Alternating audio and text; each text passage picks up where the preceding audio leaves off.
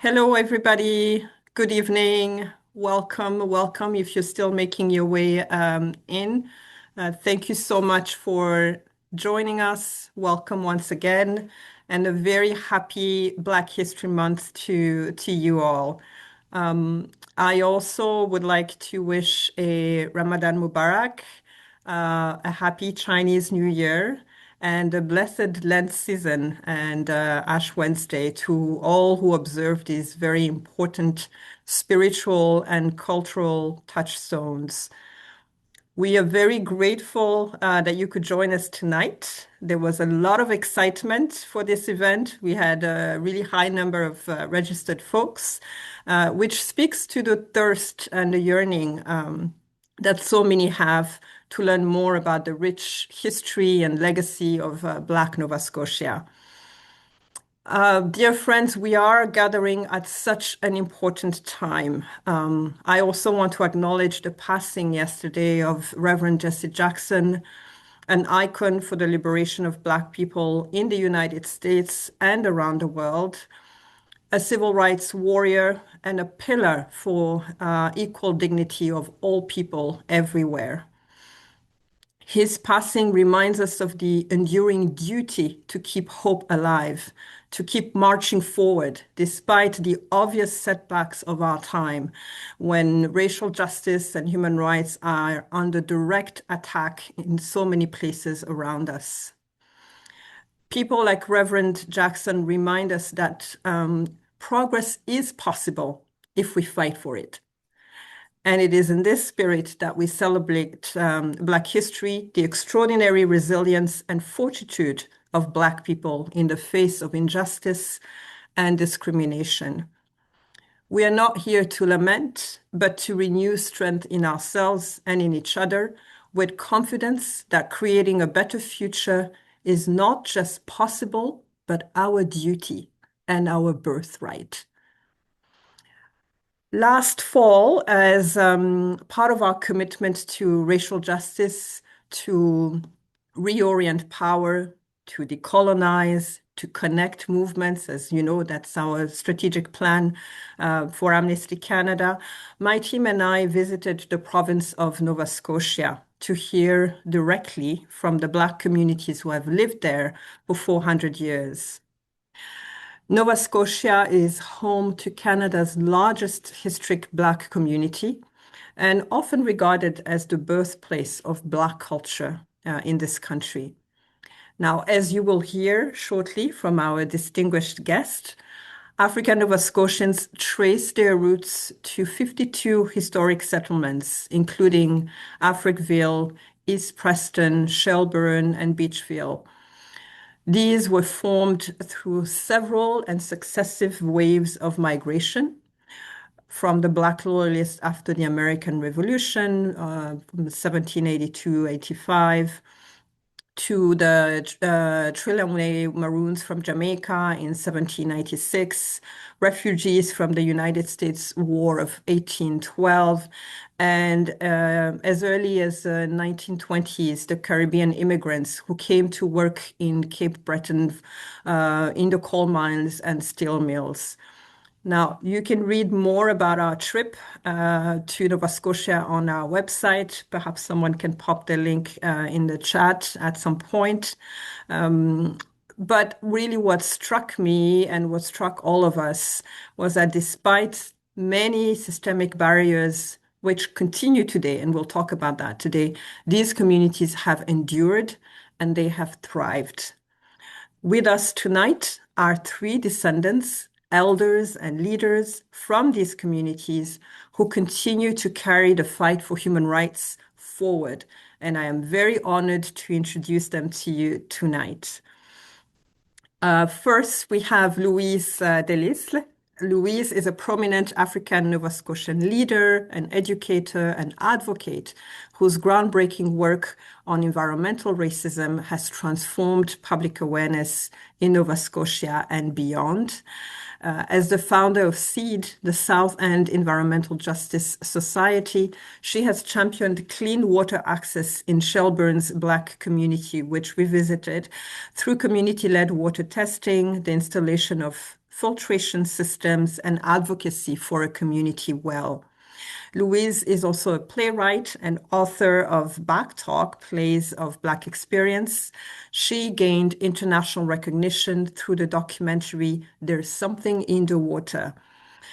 She has contributed to major research on the connection between environmental exposure and cancer, and she has served on numerous boards and advisory councils and co-founded key initiatives, including the African Nova Scotian Service Providers Network and the Center for Environmental Justice. Thank you so much for being with us, Louise. Thank you for Louise is having me. also, yes, thank Thank you. you We're for so having thrilled to have you. Thank you. Yes. We also have with us Raymond Tynes. Raymond is a longtime community leader, public servant, and human rights advocate from Truro, Nova Scotia. He also welcomed us very warmly in his hometown. A former Truro town councillor from 2004 to 2016 and a two-term deputy mayor. He has also served as a school board member, chair and vice chair of the Truro Police Board, chair of the Truro Equity Committee.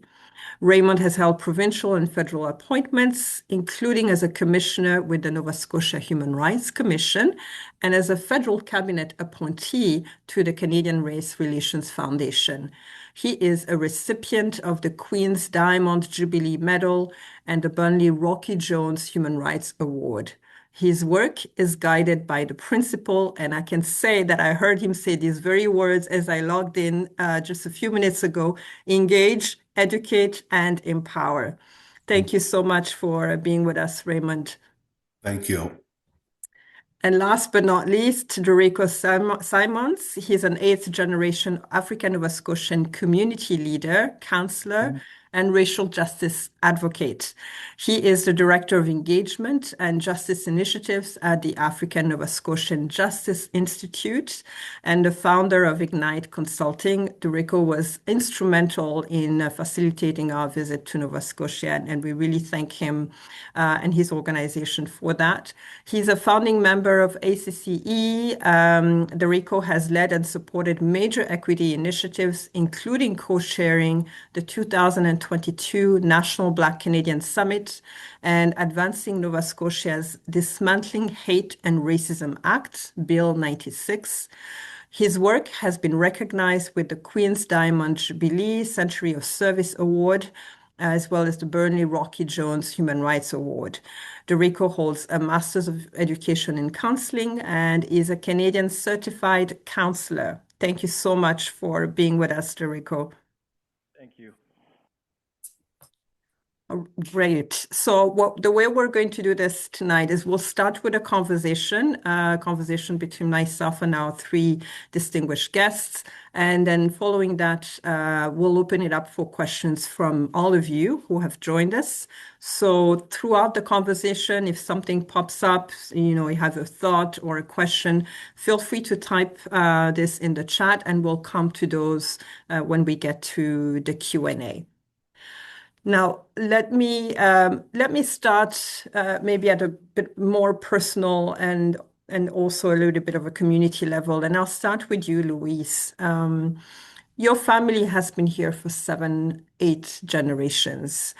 What does this really profound, deep-rooted presence mean to you personally, to your family and your community? And what parts of that history, the African Nova Scotian history that you carry and that your family has carried, do you wish more Canadians understood? Well, first I'd like to tell you about my family and who we are. I am the 7th generation Black loyalist, yes, on my father and mother's side. Betsy Herbert, who was a slave on a plantation called Little England, and her owner was Robert Barron. Tobacco and wheat were the cash crop there. Now, this plantation was in Norfolk, Virginia, and in Hampton. Norfolk County. And it was 555 acres of land. And around that plantation was two ditches plus fences, two different kinds of fence, and a hedge. And Betsy managed to escape from slavery from that plantation and make her way with her husband who had joined with the British Army and made their way to New York and onto a ship called La Abundance and made her way to Nova Scotia with her two children in tow. And she she was she was kind of the leader of the Herbert family. And when they got to Nova Scotia, they had three other children, and those three other children came the joining of my mother's family to my father's family. And they lived in Birchtown. And when they got there, they didn't get, of course, what they were promised. They were promised, of course, land and supplies and whatnot, but they stayed. They endured.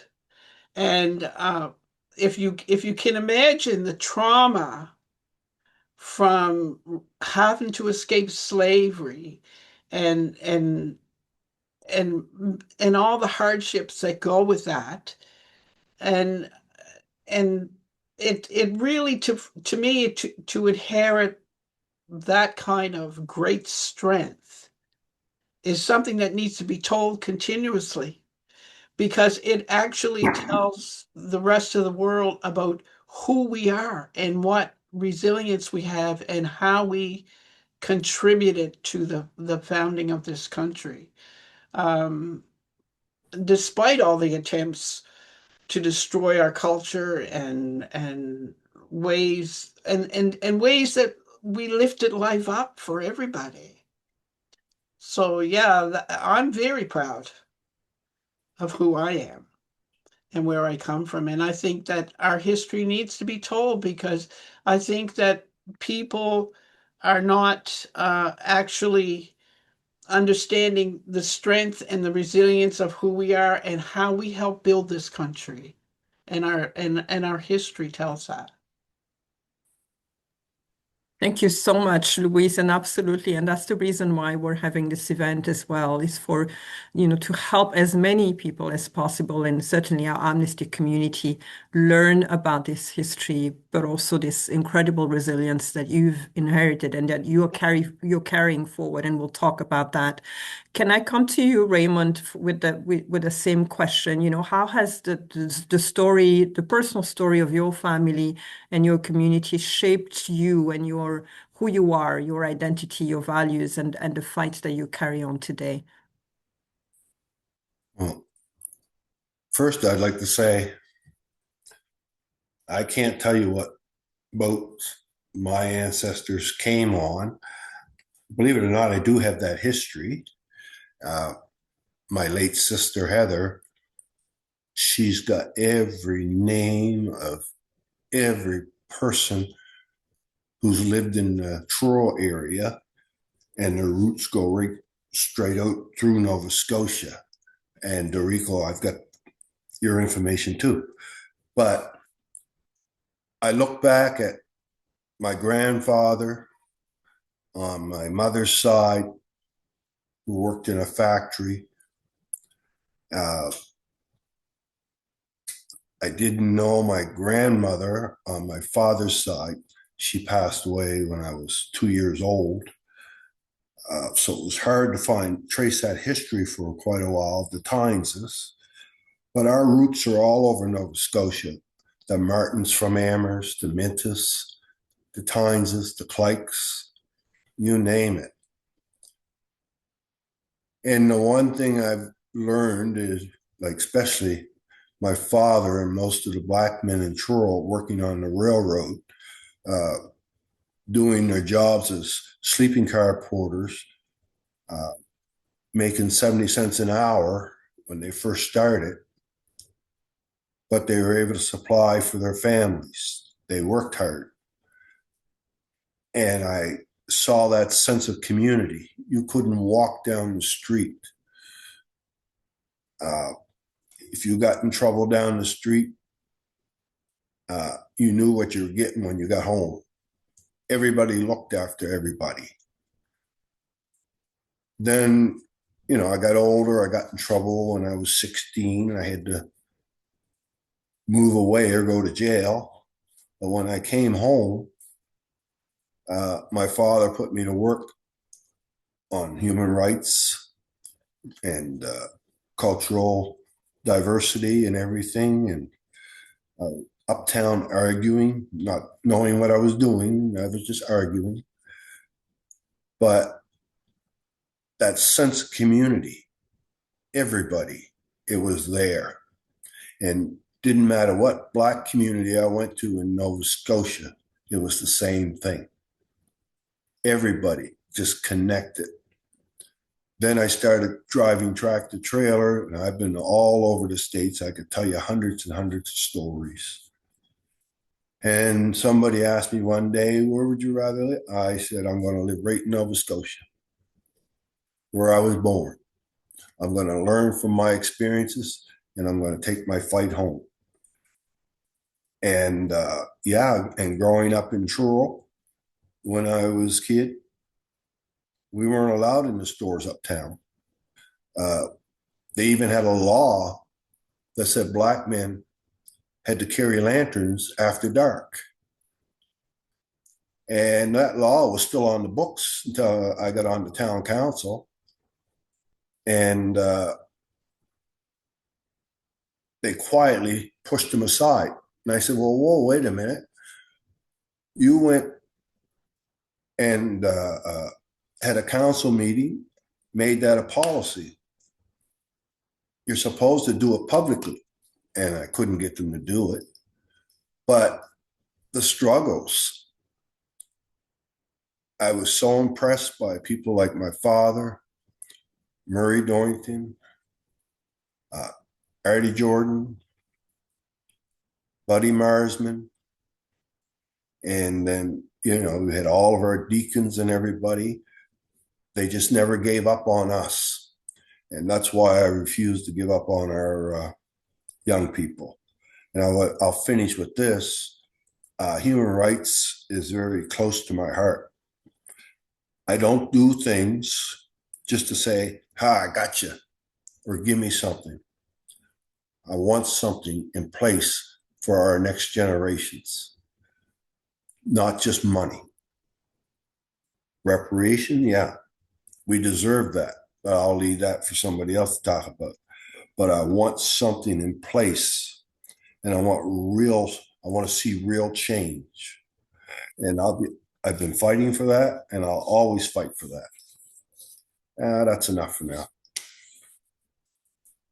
I'll wait till you get into the heavy stuff. Yes, we'll get there one step at a time. Thank you so much, Raymond, for sharing that. And it's such a wonderful bridge into the same question towards DeRico. DeRico, in many ways, you are the recipient, right, of all of this, and you're carrying that forward. So I just want to ask you as well, what does that personal connection to that incredibly rich history mean to you today? And how do you carry that forward in your everyday work? And also, once again, what parts of this history do you wish Canadians knew about a bit more? Yeah, so it gives me a sense of purpose and responsibility. I have to think about what folks like Raymond, folks like Louise, and my elders would have went through in order to simply just exist. I'll give this sort of spiel. Like, I don't know it as deep as Louise, but I can tell you that my grandmother, originally from Truro on the Hill, she left when she was 14, moved to Beachville. My grandfather is from Upper Hammonds Plains. My father is from North Preston. My mother is from Mulgrave Park, and I grew up in public housing in Bears Westwood, but I now live in Lucasville. And And so, to know the sacrifices that people had to make in order for me to be in the positions that I'm in, to be able to walk in the neighborhoods that I walk, gives me, again, like I said, a sense of purpose and responsibility, and a responsibility to carry the baton as far and as fast as I can, because I understand that it's not simply by chance that I'm just here.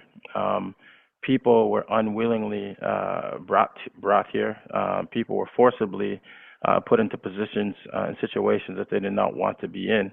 And it's, I sort of think about it in a lot of ways, like, how dare I just sort of be out here just like messing around, and so I take the work in terms of community very seriously, because we have to continue to advance it forward. And so when you ask about, what do I wish that more Canadians knew, is that, African Nova Scotians were here before pre-Confederation. We go back as far as, 1600s. In my ancestry, at least on my mother's side, is Upper Hammonds Plains in 1802 to 1804, and they were Jones. And so I think it's important that, for Canadians to even recognize that we have the largest and oldest Indigenous Black community in Canada, in Halifax, and that's North Preston, or the Preston Township. And, the term that, you may have heard or will hear, but from Miss Cindy Kane, is that we've been here. And so it's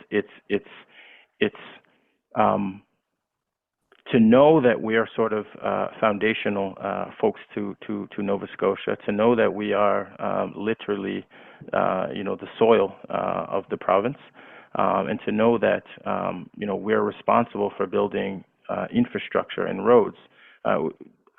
Jamaican Maroons responsible for building Citadel Hill, but folks wouldn't know that because there's not much recognition.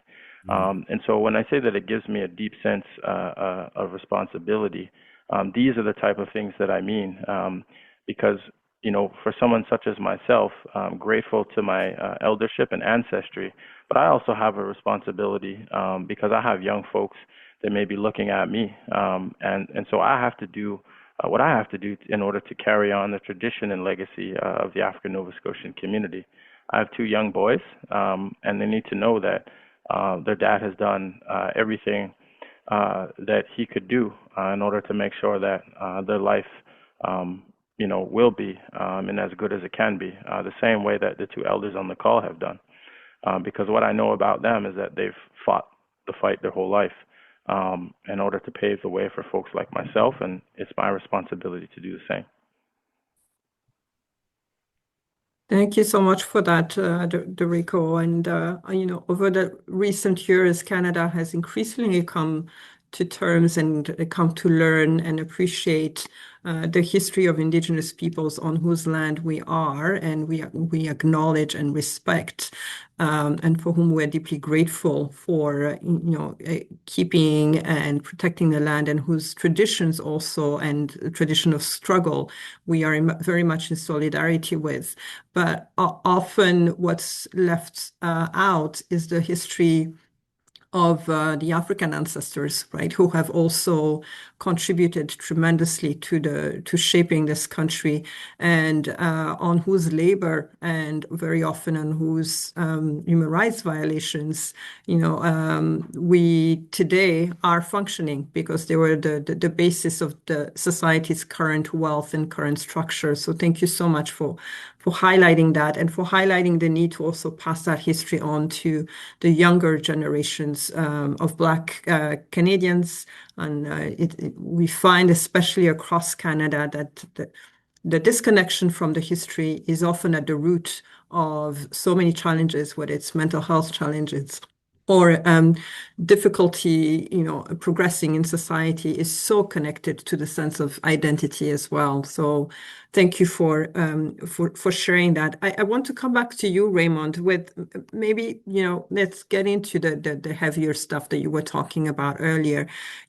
Could you share a little bit what are some of the biggest struggles that you and your community have faced across generations, and where you have drawn resilience from? like other Black communities in Nova Scotia, in Truro, we had the island, the hill, and the marsh. Those lands weren't inhabitable,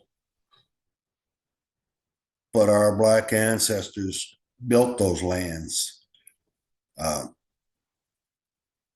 made them, the lands what they are, and then the town built dumps around them. It was sort of like, that's yours, we're putting a dump in front of you. They didn't do it on the marsh because they had the water that flooded us out all the time.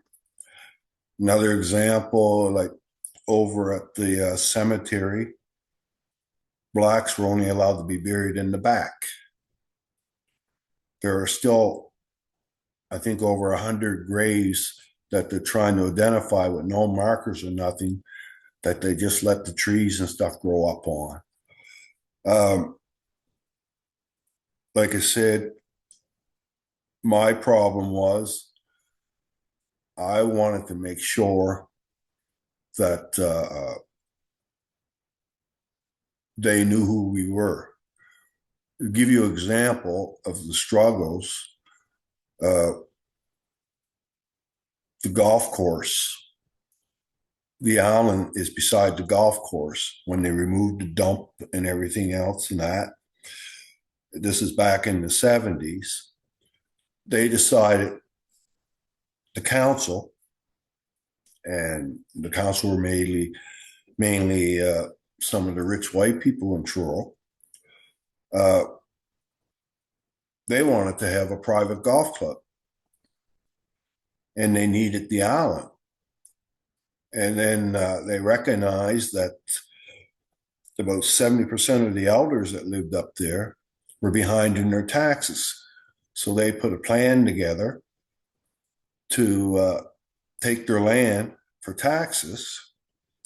But the mayor, who was a good guy, Mayor Glassy, sent a message to my father and Mayor Dorrington and others, and they went around to find out who was behind in their taxes. They didn't have the money, and Mayor Glassy sent an envelope full of money down to take care of it. You know, that was his last term as mayor. But those are some of the things, like you go for jobs. We couldn't get jobs. There was nothing there for us. I've even had to take the town of Truro to the Human Rights Commission. I went for a job. Now, keep in mind, I've driven tractor trailer at that time for about 30 years. And I wanted a job at the fire department. And the first question I was asked was how I was going to handle the racial slurs. And I said, I don't think anybody's going to care about the color of my skin when your house is on fire. They said, no, we're talking about the people you got to work with. And I said, oh, that's not my problem. That's your problem. If you can't handle it, the Human Rights Commission will handle it. Yeah, I took it all the way through representing myself. And we settled. I could have got a whole pot full of money. I wasn't interested in that. I want to change. I made sure there was things on the books that could never be changed. And I got punitive damages. I didn't know that I had set the precedence for punitive damages for human rights cases right across Canada at that time. The very first case that ever happened was my case, me representing myself. And some of the other struggles, like in the education, I remember going on the school board. Well, what are you doing here? We treat all kids the same. Well, that's your first mistake. We're all not the same. We just couldn't move ahead in the town of Truro. There was a study done that 70% of the Black kids dropped out of school at grade 9. Yeah, we fought to change that. And in Truro, the resilience of our community, we weren't allowed on the golf course. But Lloyd Jackson, Daryl Maxwell, and others, they opened the door. Then they started letting us have caddy tournaments. Then they allowed us to have like community tournaments. And here we are 50 some years later. And now it's called Apex Homecoming. Still going on. And the monies that's generated is given to people that are going on to higher education, elders, and put back into the community. It's still going on today. Our young people need to know these things. We've made a lot of changes, but there's still a long ways to go, because we can say in words, and we hear in words all the time, oh, things have changed. But I don't see it with my eyes. And I always tell the young people, the doors that are opened for you is not for you just to walk through and be like us. You keep taking it to the next level. Don't stop. The Hill, well, we basically lost the identity there. But the plaques are up there. The plaque is up there. Ford Street, Immerse, same way. But on the island, the resilience and the young people, and I grew up both on the island and the marsh. The young people has moved in, built new homes and everything. It's like, it's the talk of Truro. And it's the richest land in the town of Truro. And even now they're trying to crowd them out by wanting to surround them with 6-story apartment buildings. But the community rallies, they don't give up. I don't take the lead on much anymore, but I'm always there to support them. And if I do have to stand up, then I'll be blunt. I have no problem in kicking asses and knocking down doors. And then when they say, okay, what do you want? I say, well, now you go talk to our younger ones. I'm opening the door for them. And so, yeah, resilience, we have it. It's not going away. Truro.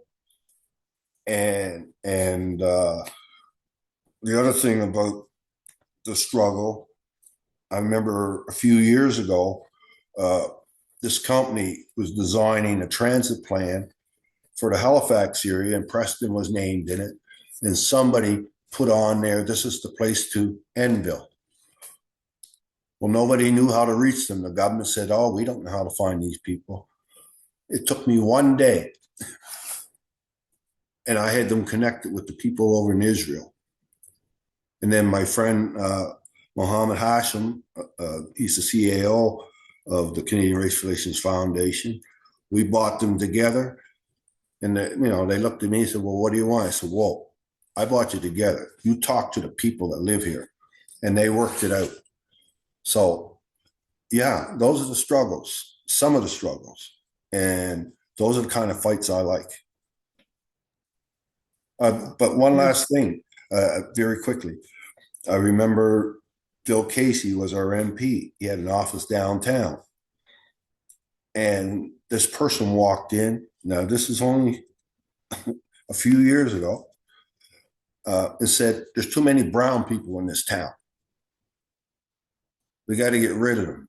And when Bill found out about that, he bought the whole Black Caucus from Ottawa to Truro. And we hosted a night at the Marigold Center. And he didn't mince words, and I didn't mince words.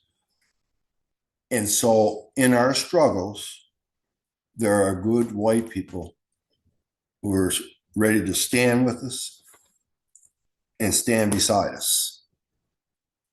I'll leave it at that. Thank you, Raymond. You are Black history. You are Black history, walking, talking Black history, and thank you so much. And especially this point on the work is not done. It is not done. It must be carried forward by others. I'll never forget, you took us to that cemetery in Truro, And you showed us, and I think none of us will ever forget it, where Black people were buried just a few decades ago at the very edge of the cemetery.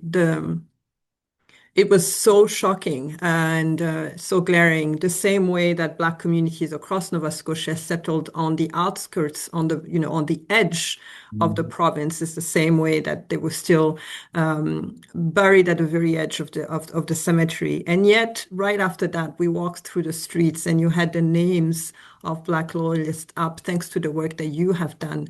Again, a testament to your work, your dedication, but also the possibility of change and of progress, and the duty to therefore keep hope alive. So thank you so much for that. I'll come to you, Louise, maybe with the same question. If you could share a story of resilience from your own community. Oh, Um, I don't know, Raymond. I wish you were in this area. Um, I think one of the biggest struggles in this community has been and will continue to be, it seems, for a while yet, is environmental racism. Um, when we talk about, let's start with the town dump. And that dump was running from 1946 to 2016. This community lost so many members to cancer. It changed the whole community and who we were as a people living together.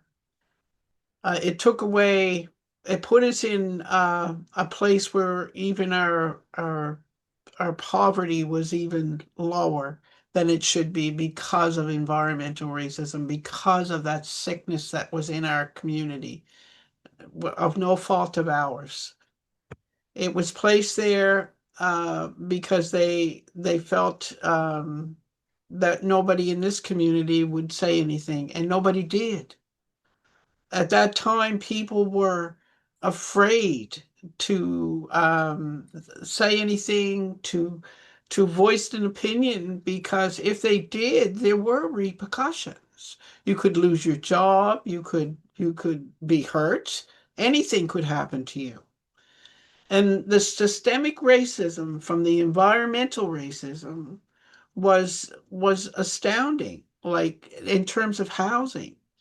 Our housing was less than those in the other end of town because of where we live. And still today, the price of our homes, and some people have beautiful homes. Like I'm living in my parents' home that they built when they first moved into this area and repairing it, but it's nowhere near the standard as of the homes in the North End. And I would never get what my home would be worth because of where it is.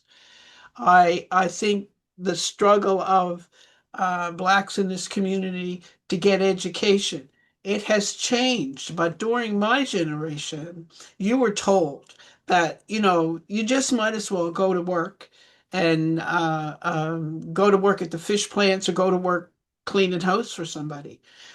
As a matter of fact, my mother took over for my grandmother, who was kind of indentured because she worked for 25 cents a day at a home, a white home in the town of Shelburne. And when my mother couldn't do it anymore, it was passed on to me. I went to work scrubbing floors and ironing clothes for 25 cents a day. Those are the kind of things that went on in this community. These are the things that the struggles that people don't talk about in our community. And when you talk about a struggle of community coming together, we when you look at how other communities form, how they work together. And it starts with the church. It's built with the church. Our church was burnt down, and it was burnt down because they said we sang too loudly on a Sunday morning. So, like, we had to do all those things that happen within the church, within homes, at kitchen tables. And people carried that fear because of things like that, and the repercussions of speaking up and being the person who they said was always causing trouble was not good in the community, and that is carried on. It's carried on through this. So the struggles continue.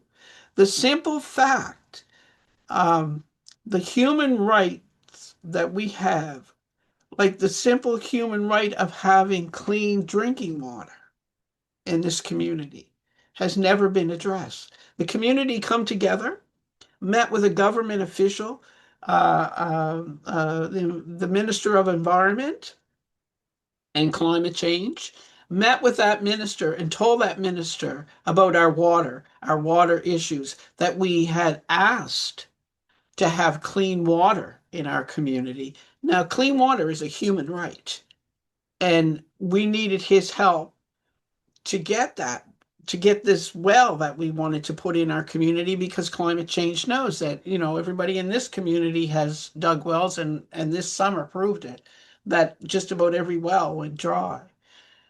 And he went away and nothing happened. And we're still here without clean water. There was a point in time when some of us went to the town council members who, up until recently, had nobody that looked like me on that council, and told them about our issues with our concerns with our water because of the leaching of the dump into our wells.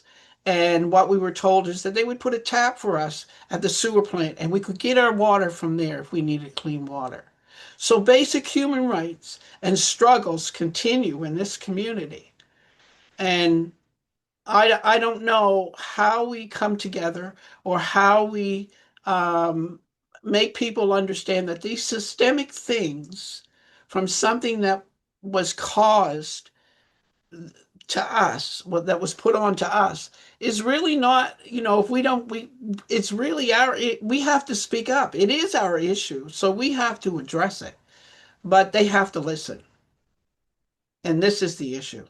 This is the struggle, to get people to listen and understand that because we are of African Nova Scotian descent, we have every right to what they have a right to. That's all I can say about that struggle. Yes, no, absolutely, Louise. And it's that double burden, right, of experiencing the discrimination, the human right violation, the oppression, and then having to be the one to fight it and to explain it and to advocate it, over and over again. So how you say you don't know how we move forward, how we come together. Well, this is part of how we move forward. The more people know about what happened and what continues to happen, because we do need, and we'll move into the next question where we'll talk about the present.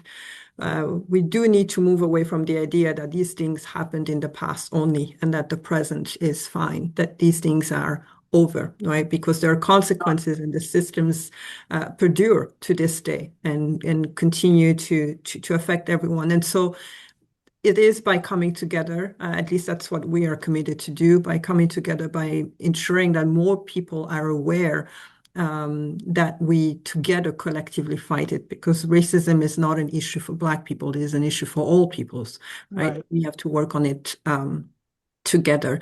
DeRico, can I ask you the same question? So, what are some of the biggest struggles your community has faced, and what does resilience mean to you also? What does resilience beyond, merely surviving? What does true resilience mean to you from what you've learned from your community, and how you face and continue to face the challenges in your community? Mm-hmm. I'll say a quick bit about resilience, and I'll come back to it towards the end. But first thing that comes to mind is resilience means commitment, because I believe in commitment. To me means doing that thing you said you're going to do long after you said you're going to do it. And so beyond survival, resilience is about commitment. And so for this particular part, I have a lot to say, so I'll try to be succinct because I do see timing. So one thing I did want to mention as well, just to sort of complement what Louise was mentioning, was also around Shelburne in terms of known to be the first documented race riots in Canada, maybe North America, in 1784, due to white folks not wanting to work with or compete for jobs with black people. And so some of the things in terms of struggles we're still facing, I'll give you a sort of an excerpt from, it's called the Count Us In Report of 2015-2024. And we're still fighting to have African Nova Scotians be named as a distinct people. But our government's definition of African Nova Scotians is, quote, "For the purposes of this action plan, a person who identifies as African Nova Scotian is any Nova Scotian who chooses to declare African ancestry, regardless of how long they have lived here and regardless of how much African ancestry they can declare." This is a direct quote from the Office of African Nova Scotian Affairs report you can find online. It's called Count Us In. So just to give you an idea, anybody can declare African ancestry. So some of the things that we're currently fighting: sidewalks. Many of our communities don't have walking sidewalks. They don't have greenways or green spaces. Some of our communities still don't have buses. So in Lucasville, there's no bus that runs through. I live here. So if you don't have a car, you have to walk probably about 2 kilometers down to get to the bus. So Lucasville is a historic black community for folks who are not aware. Upper Hammonds Plains does not have working fire hydrants. And so when we had the large forest fires here in Nova Scotia, namely in Halifax, the community of Upper Hammonds Plains did not have working fire hydrants to actually protect their community. The community has asked, they've been given, I believe, 3 years that they'll rectify it.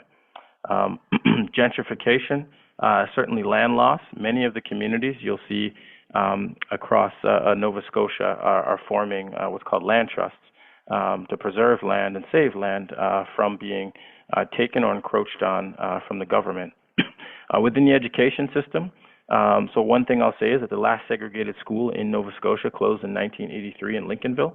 That was called the Mary E. Cornish School. And what I'll say about the education system, and many people may not know, is that the IPPs, individualized program plans, so these are meant to sort of, if you're working at, say, a grade 8 level academically, if you're in grade 8 but working at a lower level than where you are academically, it's meant to bring you back up to academically where you should be. However, many of our folks in our community have graduated grade 12. And if you graduate grade 12 on an IPP, this is the important part to know, you're automatically ineligible for post-secondary education.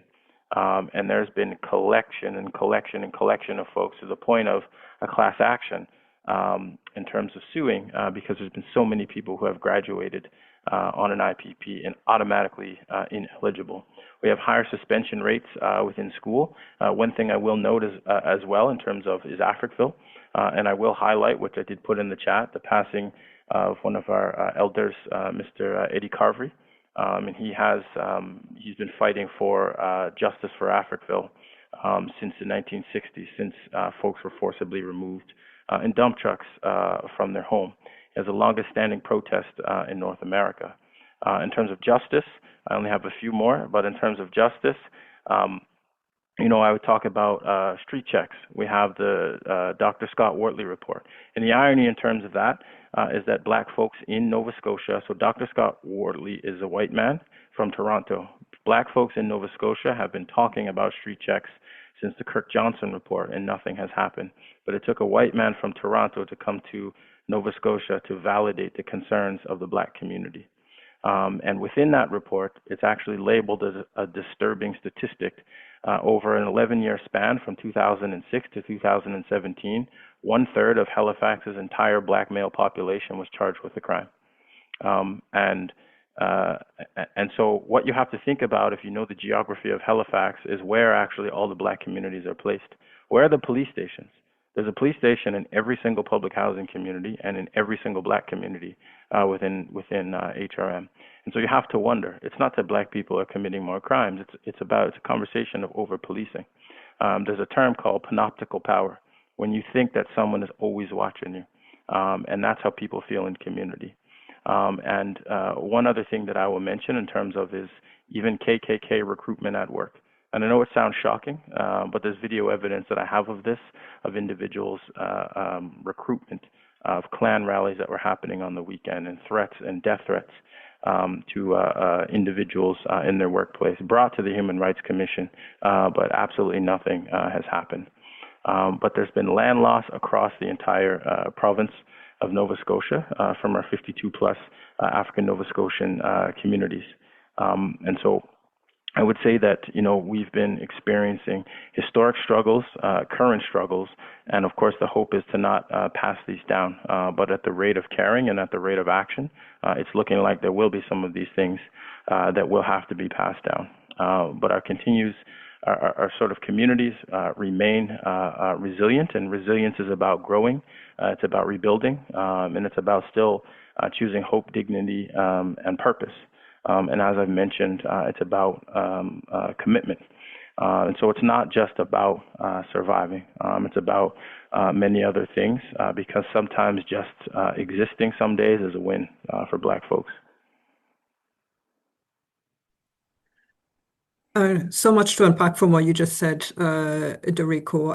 I just want to ask you, before we go to the sort of last round of questions, following up to what you just said, and I think there's already a question about this in the chat. The overwhelming question that comes up is, where is the duty bearer? In human rights, the duty bearer is the state.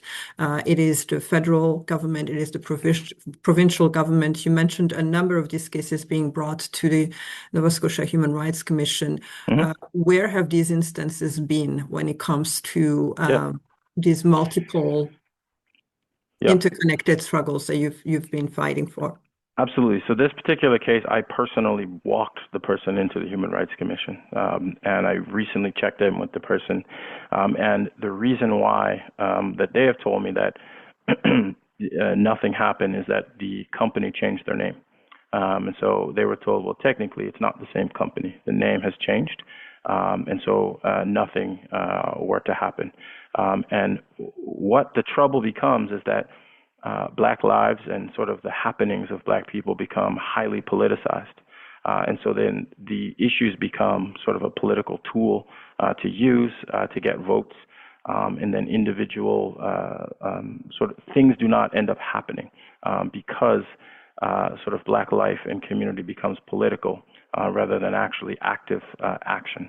And so the state hasn't taken any action regarding the incident that I've raised, and hasn't taken action on many of the things within the African Nova Scotian community. And in fact, the Nova Scotian Human Rights Commission started out of struggles of African Nova Scotians and began from African Nova Scotians working with Premier Stanfield.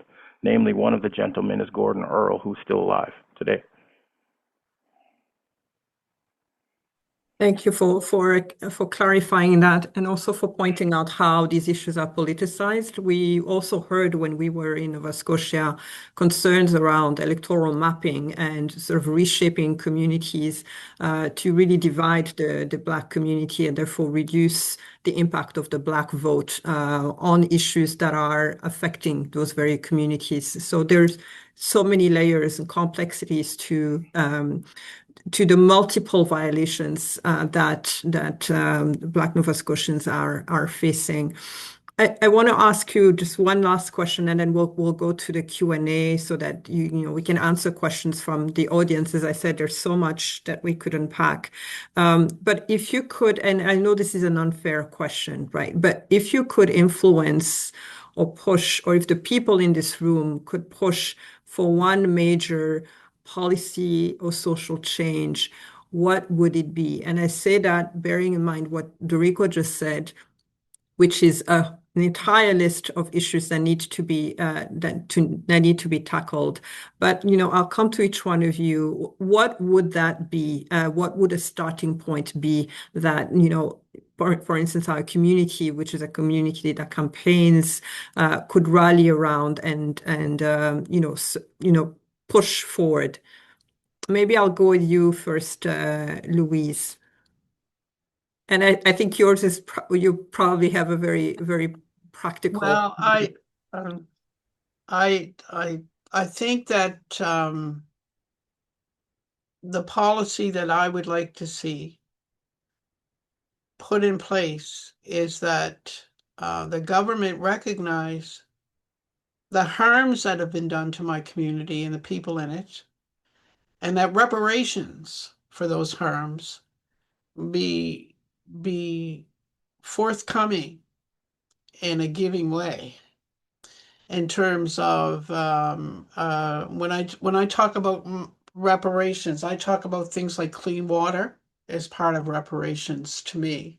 That every home in this community should have clean water, which other people have, clean treated water at no cost. That's a reparation for what's happened to my community because of environmental racism. Also, reparations in terms of housing improvement because of systemic racism in my community. Policies need to be written that we are able to live the same life as our neighbors live. Also, there needs to be a policy about, well, I know that Bill 266, I think 252, I forget the number of that bill. I apologize for that. But it was the environmental racism bill. And that stopped all environmental issues happening within communities like Indigenous communities and African Nova Scotian communities. But there also needs to be policies that say that African Nova Scotians are recognized and must be recognized as distinct, as DeRico was saying, as distinct individuals in this country, that we're recognized for the contributions from different individuals in this community that don't get recognized only from us, like people in the arts. These are important things to us in our community. Artists like George Eliot Clark and David Woods, and politicians and like Senator Wanda Thomas Bernard. These are people, to me, who are leaders in the community who need to work with government, right? And help change some of this racism and discrimination, because these are people that can do it. And the best way, maybe I consider myself to be an artist, is the way I get people the most attention comes from my work, my art.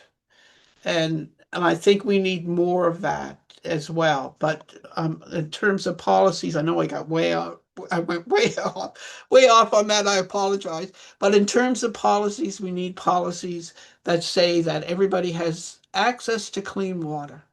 It's a basic human right. Access to proper food, access to good health care, access to proper living conditions. These are all things that I feel that every human being is entitled to. But these are things that seem to be very lacking in the African Nova Scotian community, especially the rural areas. In the city, it's bad, but in the rural areas, trust me, it's much, much worse. And policies need to be written that we are not forgotten. When you do something, when government does something in the city, we're not sometimes not included in that because we're not there, right? So I apologize for going off on this tangent, but yes, policies are important, and those are the ones that I think are the most important. Yes, Louise, access to clean water is a human right. It's recognized as a human right, but so are reparations. Yes. So the right to effective remedy is a human right, even for violations that happened historically. So, and the state that commits those violations is legally obligated to provide reparations to victims. So that is very much a human right. Raymond, just if you could influence one policy change, what would that be? And I'll come to you, DeRico, then we'll go to the room.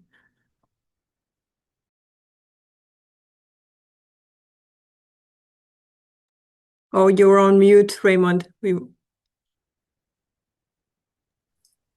There. I'm going to talk fast because I've got to pack some things in here real quick. We talked about water in the areas. Quick example. On the island, there was 4 fires in 2 days. The fire trucks came up, plugged into the hydrant. No water came out. They had to run a line for 1 kilometer. And when I got to council, they said, oh, we can't afford to put, that's going to cost over $700,000. We can't afford to do that. We got to connect with 2 important businesses just outside of Truro first. And I wouldn't give up. And we got our water. I reminded them, Black people pay taxes too. And we're not getting the benefits of the taxes that we pay. Same way on the marsh, where I live. I built my first house. One of the kids came and said, Dad, look at the pretty blue water that's coming out the sewer. We didn't know at the time, but all the sewer lines from uptown ran down 4th Street with the drain water. Had to fight to get that done. But we got to keep fighting. Human rights. I was on the Human Rights Board. I had to fight to get on there. I applied. 8 months later, I couldn't get no answer. So I called Buddy up. I said, how come you're not finding people for human rights? I said, I put my name in. And his exact words were, it's not a priority of the government. I got mad and I wrote the premier. Tony Ince was the minister at the time. He called me up and he said, who told you this? I gave him Buddy's name and phone number. 2 days later, I was on human rights. And when I got on the board, just exactly what was being said here earlier by DeRico, people, mostly white people, were making decisions about us Black people. But there was 2 or 3 of us on there that got appointed at the same time I did, and we never backed down.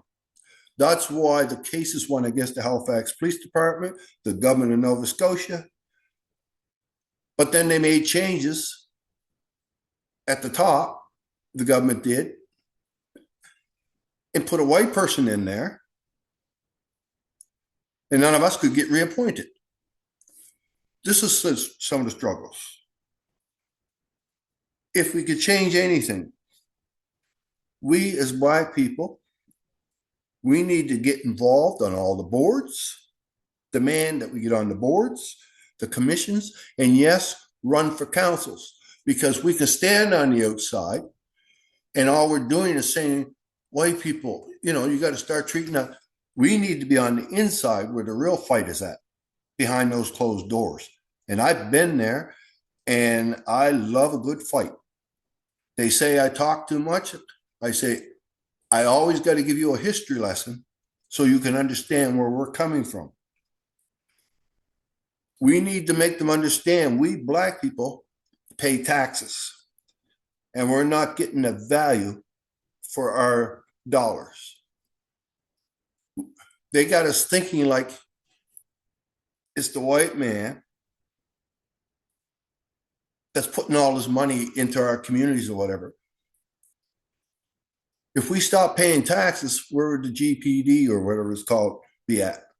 But if we want to change anything, we need to get involved again on boards, commissions, and councils. And yes, not be afraid to have those deep discussions. There may be a lot who don't like it, but in the end, they're going to say, this is not going away. We got to fix it. But we just can't just throw it out there, step back, and think that they're going to solve our problems for us. It's not going to happen. So if there's any change I'd like to see, That's one big change. And that gives our young people hope. And those who have, that doors have opened for them to get ahead, we need to give back for the next generations. So I'll leave it at that.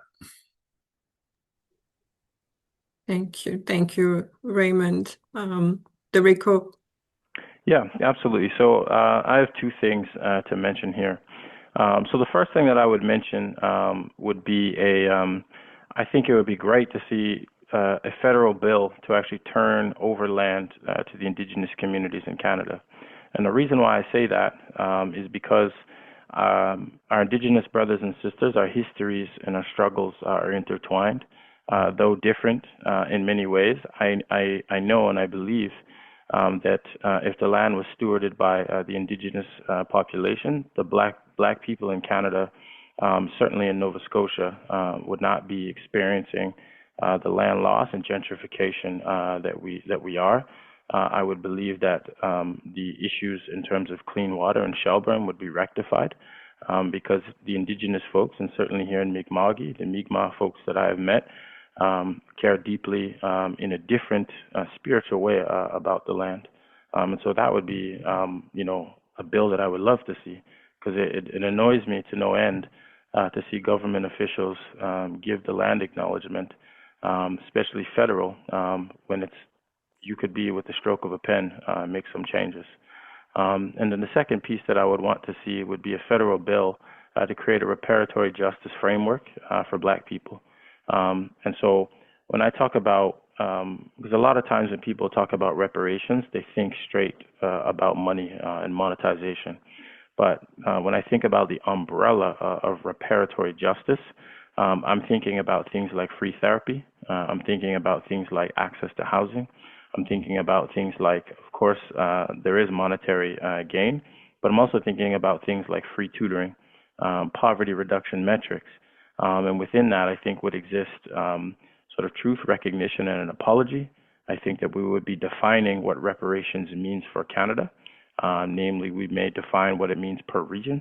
I think that we would want to see a National Reparations Commission who would oversee the stewardship of funds. We'd want to see an eligibility and harms map. We'd want to see prison reform. And one of the documents that I think outlines this very well is Canada's Black Justice Strategy. We have folks from Nova Scotia, Vanessa Feltz, who was a part of that work, Zilla Jones, Dr. L. Jones' sister. And I would urge people to look at that document and hold government to account. I think it lays it out well. I would also talk about, I think what would exist in there would be what I would call a people's budget, where Black communities would define and speak to sort of, whether it's the issue of that year, where a defined amount of money would actually go to. And in ways we do that, but the government will decide where they want it to go versus the people. And then other things like free pardons. I think, why are we paying for these things? Especially if we can prove that it's been the system and systemic disinvestment into our communities that has caused the issues in sort of the school to prison pipeline. We should have free pardons under a reparatory justice framework. And then a few other things, of course, would be sort of land and housing repair, education, and whatnot. But I'll leave it there. But those would be sort of the two things that I would like to see. And I know people may say that the first one that I named may be kind of a pie in the sky type of idea. But if you can actually think about conceivably what that would look like, it would be beautiful. One that we could get behind, certainly. And I know that eventually we will get there, is reparatory justice.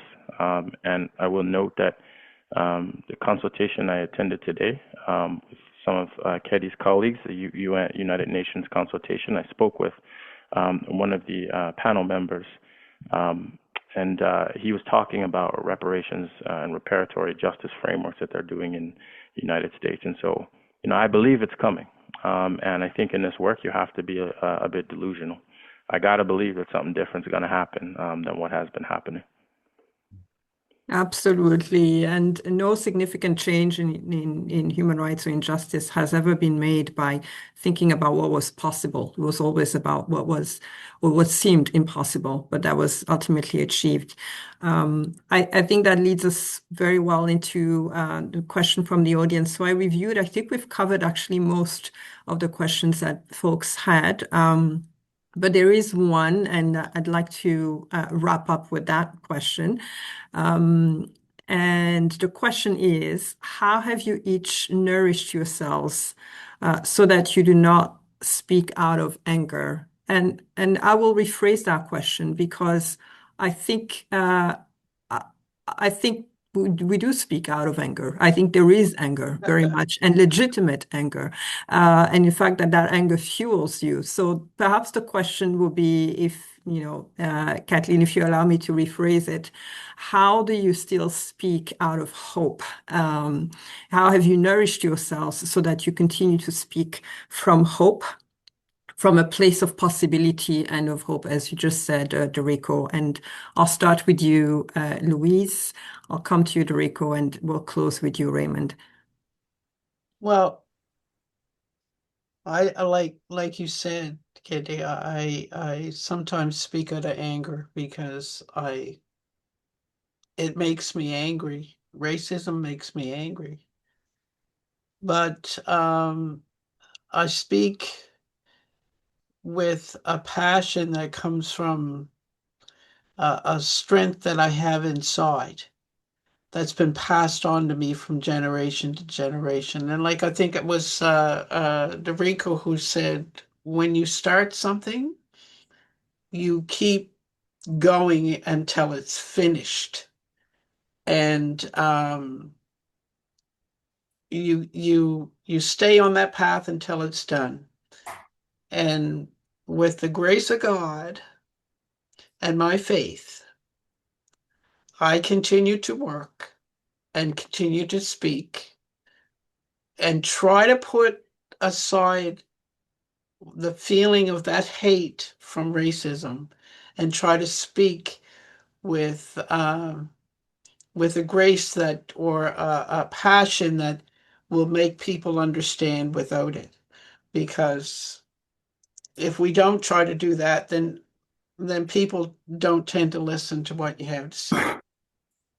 So that to me is how I do it. I do it through my faith, through I pray before I speak.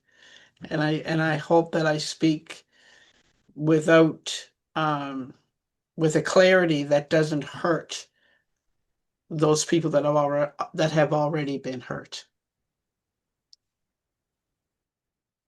Thank you, Louise. DeRico? I think so. I think a duality is important. There are times when I have to speak from a place of anger because some of the things that I'm aware of or I experience make me angry. But then nourishing myself to speak from a place of hope would certainly be my kids and my family. And certainly my oldest son, who is 9. The way that he attacks the world fearlessly, the way that he asks questions, just sort of real and raw, that gives me a lot of hope. And as I mentioned, I think it's in this work, you have to be a little bit delusional because some of the things that you experience, would drive you wild, really, for lack of a better word. And I think that, a couple things I'll kind of rhyme off before I'm done is I think it's important to fail forward. The issue you can't be so worried about failing to just not start. And there's that sort of obvious quote, like it's the starting that kind of stops most people. And you don't want to be most people. I fail all the time. I fail every single day. But that can't stop me. I have to fail forward. And I believe in complaining, but I believe in complaining to a solution. And so, I also think that we'll never change the things that we continue to tolerate. And that message is more so to a lot of the sort of allies, or I would say co-conspirators, is that the issues related to racism and anti-Black racism, regardless, I have to deal with no matter what, whether I want to or not. And, you know, for the allies is that you can dip your toe in, feel the burn a little bit, and you'll never have to speak about or engage in racism ever again if you don't want to. When this call is done, you would never have to speak about anti-Black racism anymore if you did not want to. But us on the call, we don't have a choice. And so if you continue to tolerate it, you'll never change it. And so the same way that, you know, when I get up and my 2 feet hit the floor and I know and I'm preparing myself mentally to experience some wild racism, and I'm walking the walk, you have to strap in and walk with us. Sometimes you may have to walk in front, but majority of the time walk beside, because talking about fire doesn't make the water boil. You actually have to do something.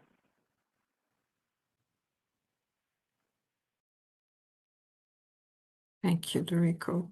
Raymond? Yeah, speaking out of anger, as you put it, hope, I go back to Thurgood Marshall, and he taught me a very important lesson. Learn how to use the legal system instead of your fist. We as Black people, when people talk about anger, they assume we're going to be violent or whatever. Might give us 5 minutes of satisfaction, but then that's why we always end up in jail or in trouble or whatever. The legal system is slow, yeah, but the winds are so positive, makes you feel so good. It takes time.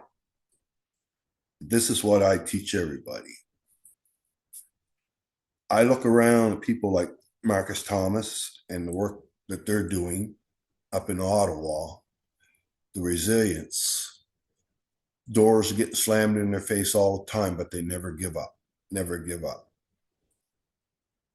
I remember him saying to me, my resilience. I said, I have no choice. I have no choice. I got to think about the young people and my kids and the resilience that my ancestors had in allowing me to get to this point. I never back down. I will never back down from a fight.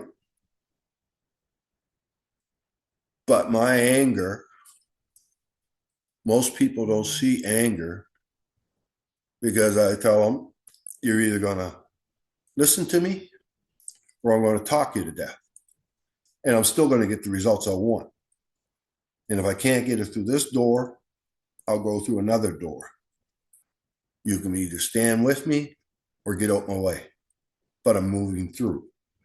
And I want our young people to see and understand the same thing. I don't allow somebody to set the conversation that I want to have. If I'm bringing you a conversation, I'm going to set it. I'm going to plant the seeds. And that gives me hope. Because if I haven't been kicked out the door in the first 10 minutes, then I've got somebody listening, planting seeds. So we've got to continue to plant the seeds and don't just pray for rain. We got to till the ground. If we have to water it every day, we got to water it every day. We keep doing that with love, then we'll see a beautiful flower coming up and change is happening. And again, it's not going to happen overnight. It hasn't but we've seen a lot of progress. There are laws on the books and things that are just sitting there. It's up to us to dust them off. It's up to us, not in anger, but with hope And I'll never give up. Actually, my daughter, Vanessa, she looks at me and says, Dad, now I know why I do what I do. And she's one of the greatest lawyers I've ever met. Not saying everybody else is not great, but I'm a little biased. But yes, that's what I believe. Thank you. Thank you. Thank you, thank you, thank you so much. We can't thank you enough, the three of you, Raymond, Louise, DeRico. Thank you for your time. Thank you for your generosity. You shared so much with us. Thank you and I know this also comes with, a lot of heaviness. There's both hope, but there's also heaviness. So thank you for being willing to share this with you. It's been invaluable. And I want to reassure you and reaffirm that we will be by your side. Amnesty will be by your side and will continue to do that. And for those of you who joined us on the call, we now have, first of all, thank you so much for taking the time on your Wednesday evening to be here. But if you have heard what you heard today, you leave this call with a responsibility. And the responsibility is to plant the seeds with Raymond, with DeRico, with Louise, to ensure that you spread the knowledge, that you act. So stay connected. We will keep you posted, via Amnesty, but there are also resources that are being shared. You can check out the website of DeRico's organization. You can also look at how to best support Louise, and we will share all these resources with you. But we are walking away here with purpose and with a commitment. This was not entertainment. We did not come to just listen to stories and go back to our usual lives, but to act, because we are activists and we believe in the inherent dignity of every human being. And until that is the case, our work will not be done. So thank you for being here. Thank you for joining the struggle, which was started, decades, centuries ago, and together we will carry it forward. I want to also thank everybody who worked behind the scenes to make this evening possible. And once again, above all, thank you to our amazing, distinguished guests. Have a wonderful evening, everyone. Thank you, Ketty. Thank you. Thank you, Maria.